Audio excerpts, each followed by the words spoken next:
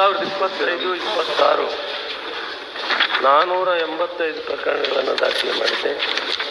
461 FIR ಹಾಕಿದ್ದೀವಿ.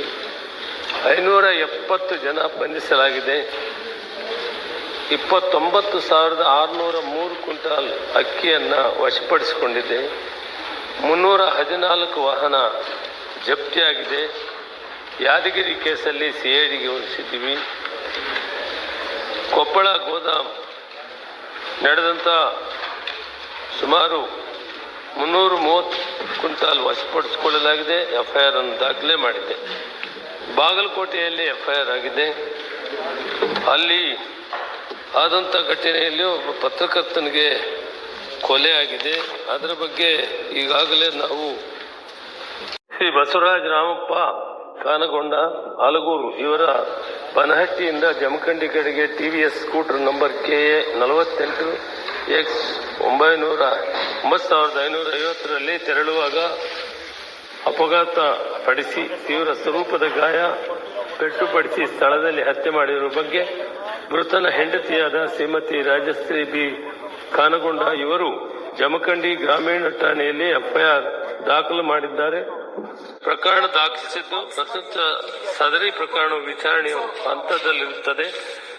ಸಾರ್ವಜನಿಕ ವಿತರಣೆ ಪದ್ಧತಿಯ ಅಕ್ಕಿಯ ಅಕ್ರಮ ದಾಸ್ತಾನು ಮತ್ತು ಕಾಳಸಂತೆಯಲ್ಲಿ ಮಾರಾಟಕ್ಕೆ ಕಡಿವಾಣ ಹಾಕಲು ಈ ಕೆಳಕಂಡ ಕ್ರಮಗಳನ್ನು ತೆಗೆದುಕೊಂಡಿದೆ. ಅಕ್ರಮವಾಗಿ ಪಡಿತರ ಅಕ್ಕಿ ಸಂಗ್ರಹಣೆ ಮತ್ತು ಮಾರಾಟಕ್ಕೆ ಕಡಿವಾಣ ಹಾಕಲು ಇಲಾಖೆಯ ಅಧಿಕಾರಿಗಳು ಹಾಗೂ ಕಾರ್ಯನಿರ್ವಾಹಕ ಸಿಬ್ಬಂದಿ ಕಾಲಕಾಲಕ್ಕೆ ಮೇಲೆ ವಿತರಣೆ ಮಾಡುವಂತೆ ನಿರ್ದೇಶನ ನೀಡಿ ಅಗತ್ಯ ವಸ್ತುಗಳ ಕಾಯ್ದೆ 1955ರಡಿ ಕ್ರಿಮಿನಲ್ ಪ್ರಕರಣ ದಾಖಲೆ ಮಾಡಿದೆ. ಎಸೆನ್ಷಿಯಲ್ ಕಮೋಡಿಟಿ ಆಕ್ಟ್ ಸಂಪೂರ್ಣ ಅಧಿಕಾರ ಡೆಪ್ಟಿ ಕಮಿಷನರ್ಗಿದೆ. ಅವರೆಲ್ಲ ಆಕ್ಷನ್ ತಗೊಳ್ತಾರೆ. ಅದರಿಂದನೇ ಇಷ್ಟೊಂದು ಎನ್ಕ್ವೈರಿ ಆಗಿ ಡೀಟೇಲ್ ಆಗಿ ಮಾಹಿತಿಯನ್ನು ಒದಗಿಸಿದ್ದೀವಿ. ಸುಮಾರು 3-4 ಜನ ಈ ಹತ್ಯೆ ಆಗಿರೋ ಕೇಸಲ್ಲಿ ಬಾಗಲಕೋಟೆಯಲ್ಲಿ ಅರೆಸ್ಟ್ ಕೂಡ ಮಾಡಿದ್ದೀವಿ. ಜುಡಿಷಿಯಲ್ ಕಸ್ಟಡಿಯಲ್ಲಿದ್ದಾರೆ. ನಾವು ಸರ್ಕಾರ ಒಂದು ಪ್ರಣಾಳಿಕೆಯಲ್ಲಿ ನಮ್ಮ ಪಾರ್ಟಿ 5 kg 10 kg ಅಕ್ಕಿ ಕೊಡ್ತೀವಿ ಅಂತ ಹೇಳಿದ್ವಿ. ನುಡಿದಂತೆ ನಡೆದು 10 kg ಅಕ್ಕಿ ಕೊಡ್ತೀವಿ.